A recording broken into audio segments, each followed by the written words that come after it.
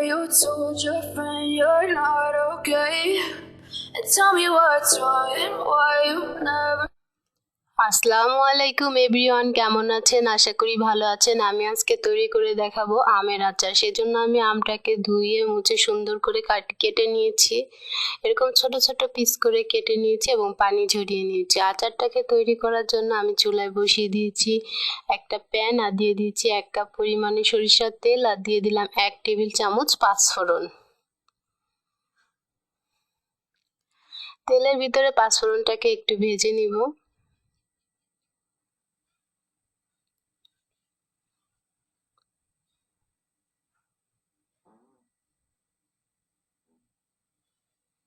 পাঁচফোড়নটা আমার ভাজা হয়ে গিয়েছে এবং সুন্দর একটা ঘ্রাণ বের হয়েছে।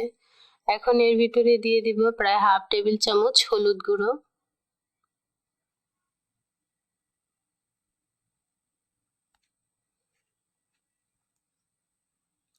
1/2 টেবিল চামচ শুকনো মরিচের গুঁড়া,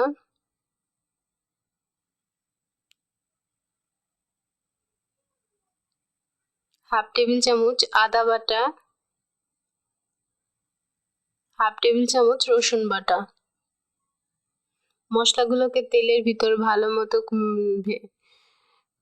ভেজে নিব।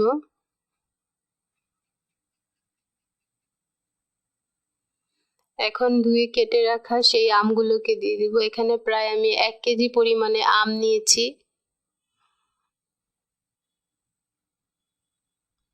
আমগুলোকে মশলার সঙ্গে সুন্দর করে মিশিয়ে নিব।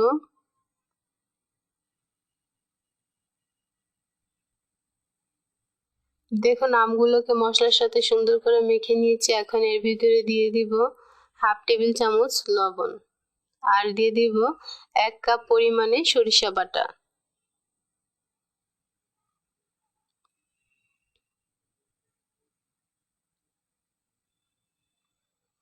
দিয়ে আমগুলোকে সুন্দর করে মাখিয়ে নিব,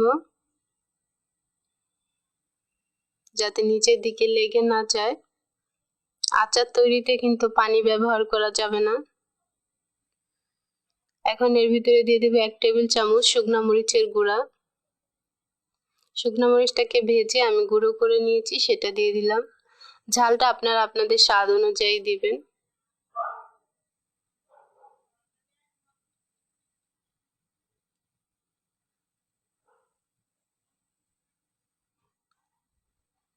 এখন এর ভিতরে দিয়ে দিব 1 কাপ পরিমাণ ভিনেগার।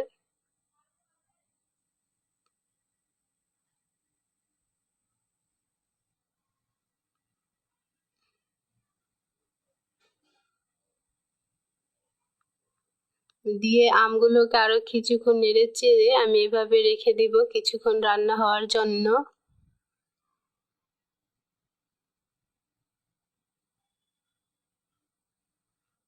এখন এর ভিতরে দিয়ে দিলাম 1/2 কাপ পরিমাণে চিনি।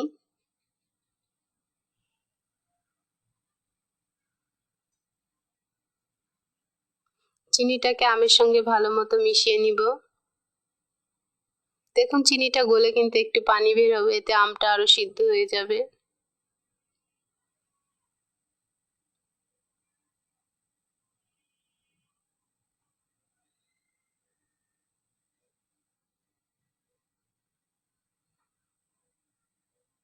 আরো কিছুক্ষণ রেখে দিব এবং আচারটা দেখুন খুব সুন্দরভাবে আমার হয়ে গিয়েছে এবং এক্সট্রা যে পানিটা ছিল সেটাও শুকিয়ে গিয়েছে। এর উপরে দিয়ে দিলাম প্রায় 1 টেবিল চামচ ভাজা পাঁচফোড়ন গুঁড়ো। দিয়ে আমি আরো কিছুক্ষণ চুলায় রেখে নেড়ে চেড়ে নিব। দেখুন আচারটা আমার রেডি হয়ে গেছে এবং এর থেকে কিন্তু তেলও বের হয়ে গেছে। এখন এটাকে সার্ভ করে আপনাদেরকে দেখাবো।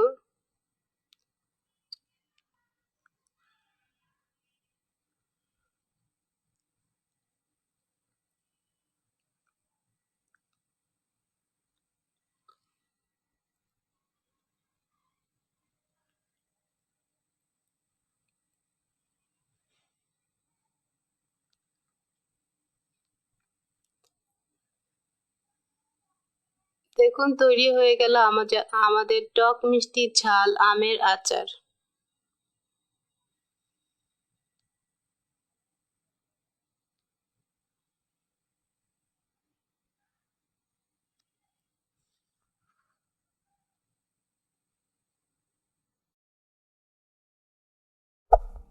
there. Subscribe to my channel. And also press this bell icon.